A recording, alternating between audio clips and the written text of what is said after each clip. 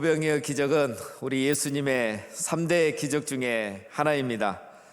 지금 우리가 성경을 읽어도 또 설교로만 들어도 놀라운 기적인데 그 당시에 그 자리에 직접 있어서 이것을 경험했던 사람들에게는 더 놀라운 기적이었을 겁니다. 이런 기적은 예수님이 누구이신지를 드러내는 아주 좋은 기회입니다. 사람들도 이 기적을 경험하고 예수님이 보통 사람이 아니란 것을 알고 예수님을 그들의 왕으로 삼으려고 했습니다. 모세가 애굽에서 이스라엘을 구원해주고 광야에서 굶어 죽지 않게 해주었던 것처럼 예수님도 그들을 로마로부터 구원해주고 배고픔의 문제를 해결해 줄 걸로 그들은 기대했었던 것입니다. 그러나 우리 예수님이 이런 의미로 오병이어 기적을 행하셨던 것은 아닙니다. 그들은 오병이어 기적의 참 의미를 아직도 이해하지 못하고 있었습니다.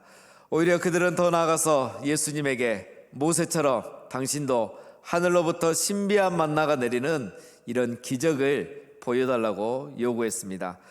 예수님은 오해하고 있는 그들에게 광야에서 하늘로부터 내린 떡을 먹으면 육신의 생명이 살듯이 또 빈들에서 예수님이 준 보리떡을 먹으면 오늘 하루를 살 수 있듯이 이제는 하나님께서 하늘에서 내려준 생명의 떡을 먹어야 영원한 생명을 얻을 수 있다고 그들에게 말씀하셨습니다.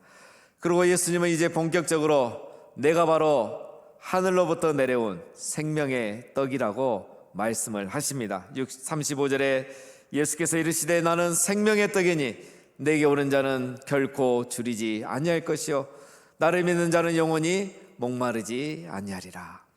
예수님은 내가 생명의 떡이니 나를 먹는 자는 영원히 줄이지 않고 나를 믿는 자는 영원히 목마르지 아니할 것이다 라고 이 오병이어의 의미를 말씀해 주셨습니다.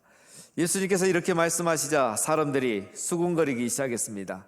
예수님은 요셉의 아들, 목수의 아들인 것을 모두가 알고 있는데 자기가 생명의 떡이고 하늘에서 내려왔다고 하니 사람들은 받아들일 수가 없었던 겁니다. 예수님은 개의치 않습니다. 계속 이어서 말씀하십니다. 내가 곧 생명의 떡이니 나는 하늘에서 내려온 살아있는 떡이니 사람이 이 떡을 먹으면 영생하리라. 예수님은 이 오병이어 기적을 통해서 하시고자 하는 말씀을 지금 다 하고 계시는 겁니다. 내가 바로 생명의 떡이다.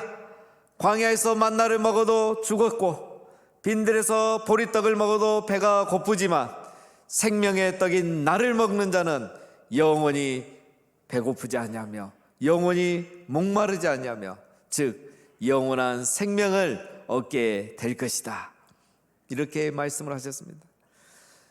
예수님께서 이제 오병이어의 이 참 의미를 직접 말씀하시자 사람들이 예수님의 말씀을 거부하기 시작합니다. 60절에 제자 중 여럿이 듣고 말하되 이 말씀은 어렵도다. 누가 들을 수 있느냐? 그들은 예수님의 말씀이 어렵다고 말합니다. 여기서 어렵다는 말은 거슬리다라는 뜻입니다. 거슬리다. 그러니까 예수님의 말씀이 어렵다는 것은 이해하기 어렵다는 말이 아니고 받아들이기 어렵다는 말입니다. 거슬리기 때문에 내 생각하고 다르기 때문에 받아들이기 어렵다. 거부하는 말인 겁니다. 우리 예수님의 가르치신 방법에 문제가 있었던 것은 전혀 아닙니다. 단지 그들의 생각과 예수님의 생각, 그들의 관심과 예수님의 관심이 다르기 때문에 그들은 예수님의 말씀을 거부했던 것입니다. 그들은 보리떡을 원했는데 예수님은 생명의 떡을 주기를 원하시고 그들은 로마로부터의 정치적 자유를 원했는데 예수님은 죄와 사망으로부터의 자유를 말씀하시고 그들은 당장 육신의 배고픔을 원했는데 배고픔을 해결하기를 원했는데 예수님은 영적인 배부름도 중요하다는 것을 말씀하시니 그들은 이런 예수님의 말씀이 거슬려서 그 말씀을 거절하기 시작한 겁니다. 여러분 어디서나 이 복음이 선포되면 한쪽에서는 기쁨으로 받아들이고 반면에 한쪽에서는 그것이 걸림이 되는 일들이 그때나 지금이나 있습니다. 지금도 누구든지 교회에 나올 때는 누구나 기대하는 보리떡이 있습니다. 가정의 문제, 자녀의 문제, 사업의 문제, 직장의 문제, 또 건강의 문제 등 여러 가지 기대하는 것들이 있습니다. 하나님께서 이런 문제들을 해결해 주시거나 잘 되도록 복을 내려주시기를 기대하고 기도하는 마음으로 우리들은 예수님께 또 교회에 나오기도 합니다. 그런데 교회에 왔더니 맨날 설교 시간에 죄를 회개해야 됩니다. 욕심을 버리십시오. 사랑하고 용서해야 됩니다. 하나님의 나라와 의를 구해야 됩니다. 늘 이런 말씀만 들었는데 어떤 사람은 이것이 은혜가 되는 사람이 있고 어떤 사람은 보리떡을 구하러 왔는데 생명의 떡 이야기를 하니까 그것이 걸림이 되는 사람이 있습니다. 지금 가버나움에 있는 사람들이 바로 그런 반응을 보이고 있는 것입니다. 그러나 우리 예수님 전혀 개의치 않습니다. 할 말을 또 하십니다. 62절에 그러면 너희는 인자가 이전에 있던 곳으로 올라가는 것을 본다면 어떻게 하겠느냐. 인자가 이전에 있던 곳으로 올라가는 것, 이 말은 예수님의 죽으심과 부활 승천, 죽으심과 승천을 말하는 겁니다. 내가 보리떡을 주고 생명의 떡 이야기를 하니까 너희들이 회의감이 들고 거슬린다고 하는데, 그러면 내가 만약에 너희를 구원하기 위해서 앞으로 십자가에 죽을 텐데 로마로부터 너희들을 해방시켜 주는 게 아니라 결국 십자가에 죽고 너희들을 떠나 내가 승천하게 될 건데 너희들이 이것을 보면 더 회의감에 빠지고 더 크게 실망하겠구나. 지금 예수님이 그런 말씀을 하고 있는 거예요. 즉 너희들이 지금 전혀 믿음이 없다는 것을 예수님이 지적하면서 왜 그들이 이런 믿음이 없는지를 예수님이 말씀하십니다. 63절에 살리는 것은 영이니 육은 무익하니라. 내가 너희에게 이른 말은 영이요 생명이라. 여기서 살리는 것은 영이니, 이 말은 살리는 것은 성령이라는 말입니다.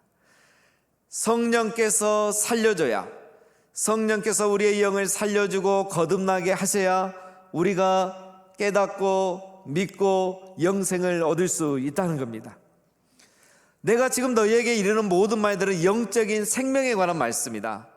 보리떡에 관한 말이 아니고 너희가 이미 보리떡은 다 먹었고 내가 이 보리떡을 주면서 지금 너희에게 이 영적인 생명의 떡, 생명에 대해서 이야기하고 있는데, 이것은 성령께서 너희의 영을 살려주고 거듭나게 해줘야지만 이 말씀을 깨닫고 믿고 영생을 얻을 수 있는 것이다. 예수님이 지금 이렇게 말씀하시는 거예요. 그런데 이 말씀은 여러분 저번에도 예수님이 한번 하셨죠. 그래서 예수님이 지금 이렇게 말씀하십니다. 65절에 또 이르시되 그러므로 전에 너희에게 말하기를 내가 얼마 전에도 너희에게 말했다. 내 아버지께서 오게 하여 주지 아니하시면 누구든지 내게 올 수 없다 하였노라.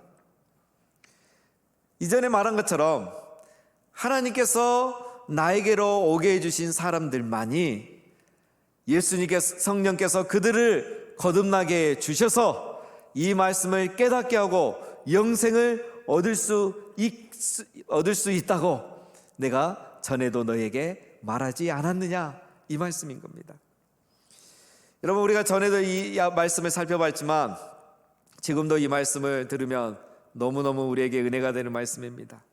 사랑하는 성도 여러분, 오늘 우리가 이 교회에 오고 이 자리에 앉아있고 주일마다 성경 말씀을 듣는데 이 말씀이 깨달아지고 믿어져서 영생을 얻게 된 것은 하나님께서 우리를 예수님께로 이끄셨고 성령께서 우리의 영을 살리셔서 거듭나게 주셨기 때문인 겁니다. 요한복음을 매주 들으면서 말씀이 깨달아지고 예수님이 생명의 떡이고 생명의 떡을 먹어야 영생을 얻을 수 있다고 하는 이 시대의 말 같지도 않은 이 이야기를 듣는데도 그게 깨달아지고 믿어지고 그래서 영생을 얻게 된 것은 하나님께서 우리를 예수님에게로 이끄셨고 우리가 이 생명의 말씀을 들을 때 성령께서 우리를 살리시고 거듭나게 하셨기 때문임을 믿습니다. 예배 시간에 우리가 계속 지금 요한복음을 21번째 살펴보고 있습니다. 이 예배 시간에 요한복음을 들으면서 살펴보면서 이 말씀을 들으면서 예배 가운데 거듭나는 역사들이 있다는 것은 성령께서 우리 안에 역사하고 있다는 것입니다. 이번 가을에 학습을 받은 성도님 한 분이 이런 말씀하셨습니다. 전에 신앙이 별로 없을 때는 늘 출퇴근하면 차에서 클래식 음악이나 또 뉴스를 들으셨다고 합니다. 우리 보통 다 그렇게 하시죠. 예, 저도 그랬습니다. 늘 FM 92.7 아니면 CBS 김현정의 뉴스쇼 늘 이걸 성취했습니다. 이분도 그러셨다는 거예요. 그런데 어느 날부터 이런 방송들이 재미가 없더라는 겁니다. 어느 날부터 갑자기 이런 게 귀에 들리지 않고 극동방송에서 나오는 찬양과 설교 말씀만 귀에 들어오더라는 거야.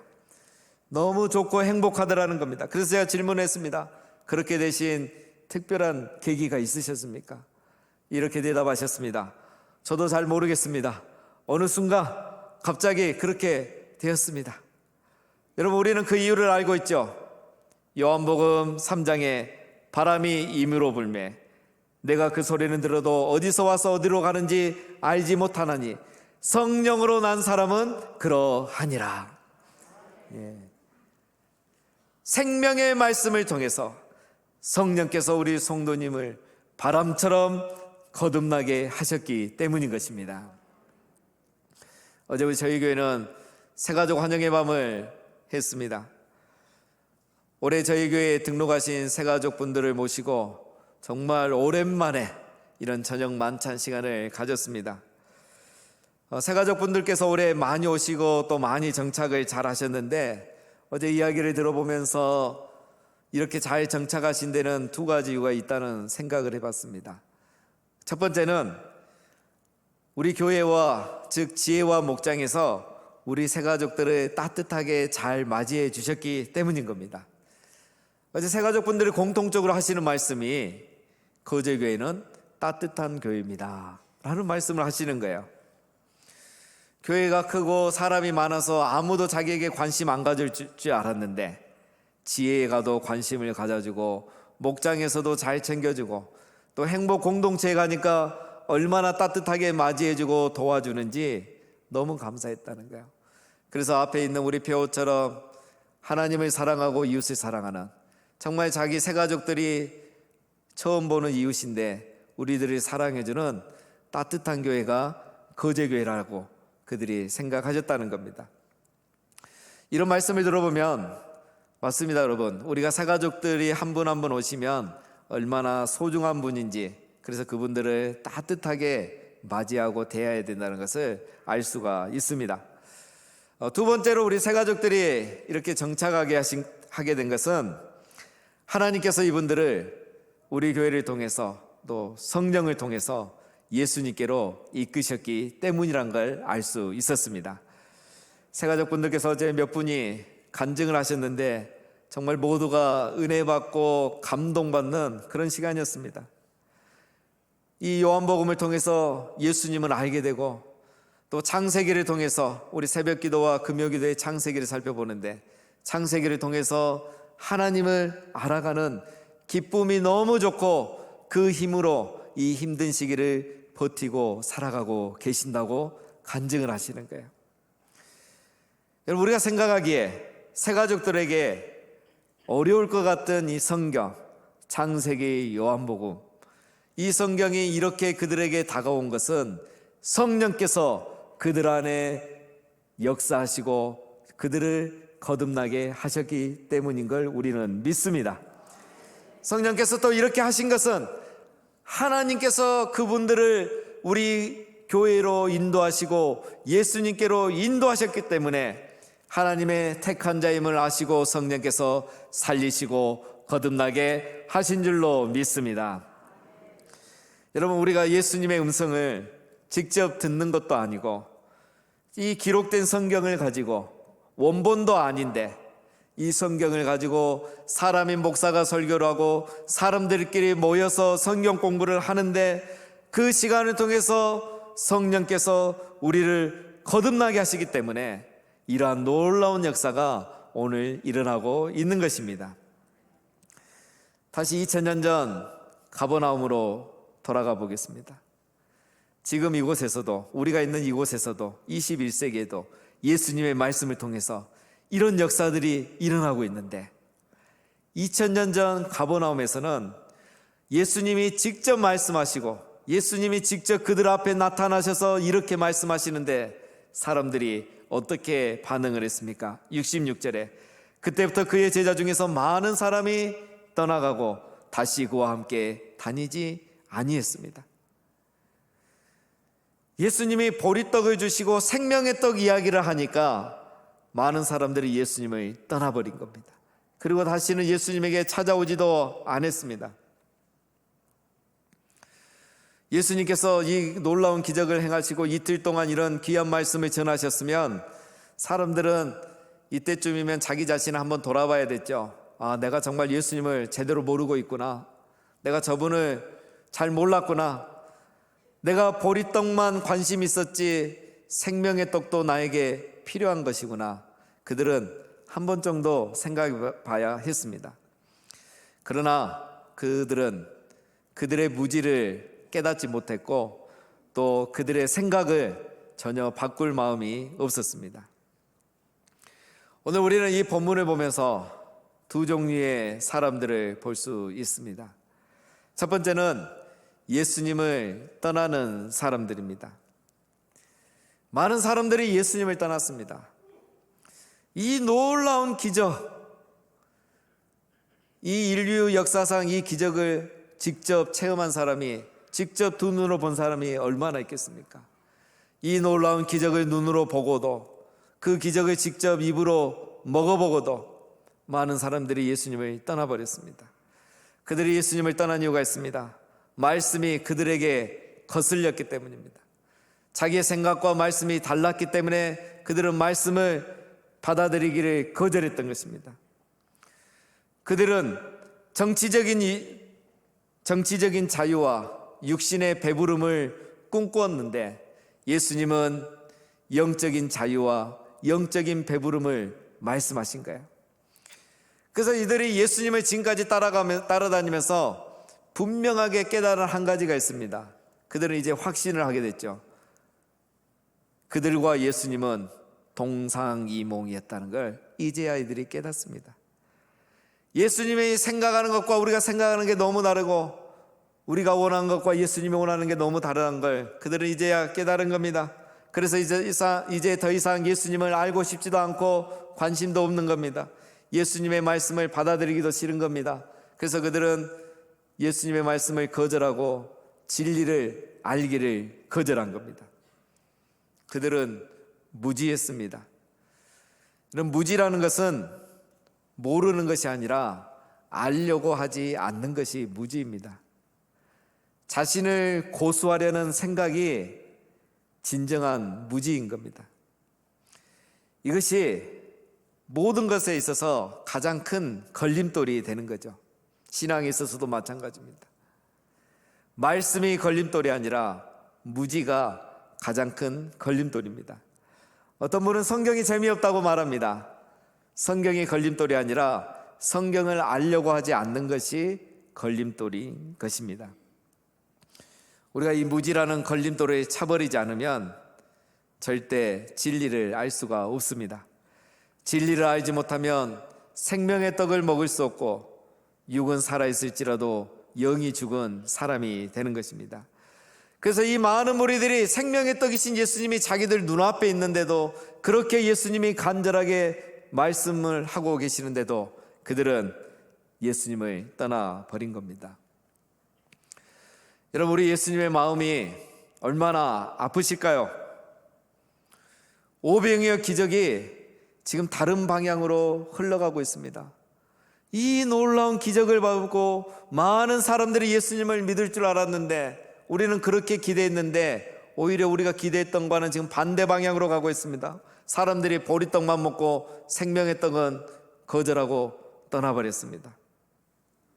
마치 사랑하는 아내가 저녁 밥상을 근사하게 차려놓고 남편과 함께 근사한 만찬을 하려는 것은 아내가 이 식사 이후에 정말 남편에게 하고 싶은 진지한 이야기가 있는 것이죠. 그런데 남편이 이 만찬만 맛있게 먹고 다음에 또 기대할게 라고 일어서 버린다면 아내의 마음이 얼마나 아프겠습니까? 우리 예수님의 마음은 이보다 더 지금 훨씬 더 아프실 겁니다.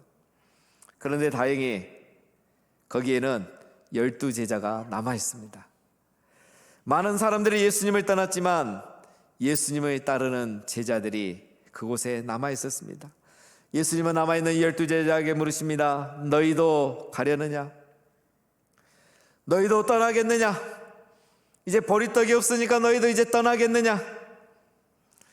예수님이 이렇게 질문하면 항상 나서서 대답하는 베드로, 이번에도 베드로가 제자들을 대표해서 이렇게 말합니다. 주여, 영생의 말씀이 주께 있사오니 우리가 누구에게로 가오리까? 우리가 주는 하나님의 거룩하신 자이신 줄 믿고 알았사옵나이다. 베드로는 오병이어 기적을 통해서 분명히 깨닫고 믿은 것을 이 시간 신앙으로 고백하는 겁니다. 예수님의 말씀이 영생의 영원한 생명을 주시는 말씀이고 예수님이 하나님의 거룩하신 자 곧 구원자인 것을 우리가 믿는데 주여, 우리가 누구에게로 가오리까? 우리가 어디로 가겠습니까? 베드로는 이 오병의 기적을 통해서 예수님이 누구이신지를 분명히 알고 고백하고 있는 것입니다.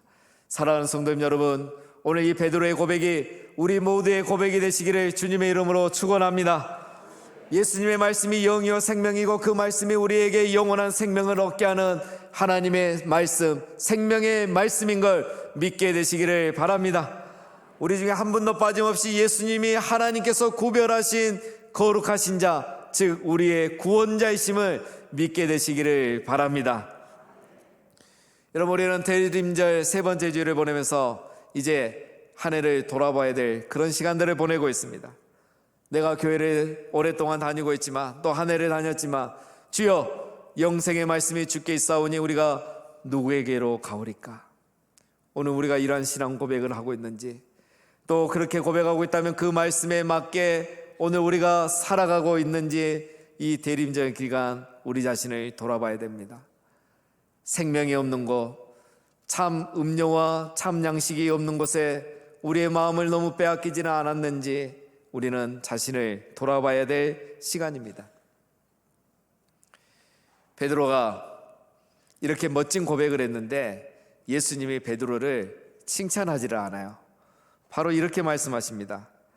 내가 너희 12를 택하지 아니하였느냐? 그러나 너희 중에 한 사람은 마귀니라. 이 말씀은 가룟 유다를 가리키는 말씀입니다. 가룟 유다가 마귀라는 말은 아니고 가룟 유다가 마귀의 하수인이 되어서 예수님을 배반하고 팔아넘기는 그런 마귀의 역할을 하게 될 거라는 말씀입니다. 즉 예수님은 자신을 떠나는 정도가 아니라 자기를 배반할 사람을 알고 계셨다는 겁니다. 말씀이 걸림돌이 되는 사람은 예수님을 떠나거나 또 예수님을 배반할 수 있다는 것을 지금 말씀하고 있는 겁니다. 사랑하는 성도님 여러분, 오늘 이 말씀을 살펴보면서 또 우리가 요한복음을 4시간에 걸쳐서 살펴보면서 이제 마지막으로 우리 자신들에게 한 가지 질문을 던지셔야 됩니다. 나는 무리입니까? 아니면 나는 제자입니까? 나는 많은 무리 중에 한 사람입니까? 많은 제자 중에 한 명입니까? 나는 예수님을 떠나는 사람 중에 한 명입니까? 앞으로 떠날 사람 중에 한 명입니까? 아니면 끝까지 남아서 예수님을 따르는 제자입니까? 우리는 이 질문에 스스로 대답을 해봐야 합니다. 무리는 누구입니까? 무리는 보리떡만 구하는 사람입니다. 제자는 생명의 떡을 구하는 사람입니다. 무리는 신령한 만나를 내려달라고 기적을 보여달라고 기도만 하는 사람입니다. 제자는 주여 생명의 말씀이 주께 있사오니 우리가 누구에게로 가오리까? 신앙으로 고백하고 말씀이 있는 곳에 나의 마음이 있고 말씀이 있는 곳에 내 몸이 따라가는 사람인 것입니다.